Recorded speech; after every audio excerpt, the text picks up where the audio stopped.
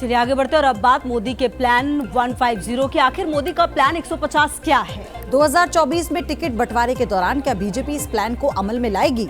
मोदी के इस प्लान से देश की सियासत में क्या बदलेगा? रिपोर्ट दिखाते हैं आपको।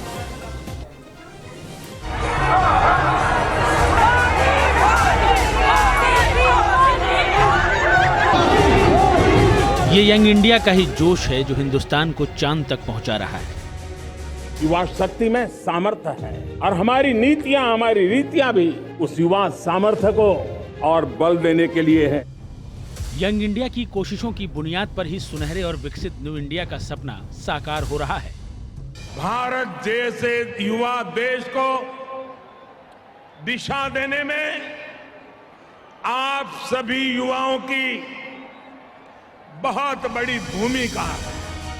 पीएम मोदी की अगुवाई में हर क्षेत्र में युवा जोश को तरजीह दी जा रही है। हर फील्ड में ज्यादा से ज्यादा युवाओं को आगे आने का मौका दिया जा रहा है। लेकिन इन सब के बीच सियासत का क्या मोदी सरकार सियासत में भी युवाओं की एंट्री सुलभ करने के लिए कुछ कर रही है?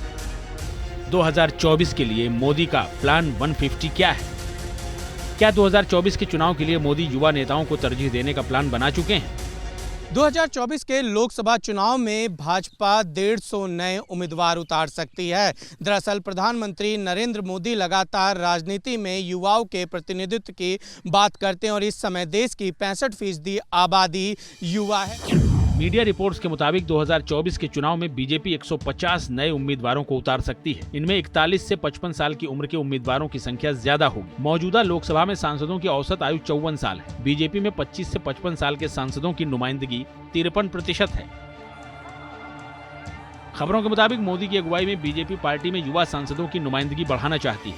इसी मकसद से योजना तैयार की जा रही है। भारतीय जनता पार्टी 2024 के लोकसभा चुनाव में 150 नए चेहरे उतारने पर विचार कर रही है। ऐसा कर कर वो लगातार तीसरी बार जब केंद्र में सत्ता की दावेदारी पेश करने जा रही है, वो पुराने चेहरों की जगह पे नए चेहरों को लोकसभा चुनाव के मैदान में उतारकर एंटी इनकम्बेंसी को काटने की कोशिश कर रही है। जानकारों का मानना है कि बार बार एक ही सांसद के चुनाव जीतने से संसद में युवा सांसदों की संख्या कम होती गई है। संसद में 3 बार से 11 बार चुनाव जीतने वाले सांसदों की संख्या में इजाफा हुआ है। सूत्रों के मुताबिक यही वजह है कि बीजेपी 2024 में कुछ नया करना चाहती है। इस समय अगर बात की जाए तो ऐसे 68 सांसद हैं जो 3 बार चुनाव जीत कर आ चुके हैं। ऐसे में पार्टी हो सकता है कि उनका टिकट काट दे। इसके अलावा बात की जाए तो भाजपा ने पहले ही उम्र का पैमाना सेट किया हुआ है और 75 पार के जो लोग हैं उनको सक्रिय राजनीति से दूर रखा जा रहा है। लगातार तीसरी बार मोदी की अगुवाई में बीजेपी चुनाव जीतकर इतिहास रचना चाहती है। इसके लिए पार्टी की तरफ से कई प्रयोग किए जा रहे हैं। चुनावी जीत के लिए चुनाव प्रचार और सोशल इंजीनियरिंग के फार्मूले को धार दी जा रही है। बूथ स्तर तक संगठन को और मजबूत बनाया जा रहा है।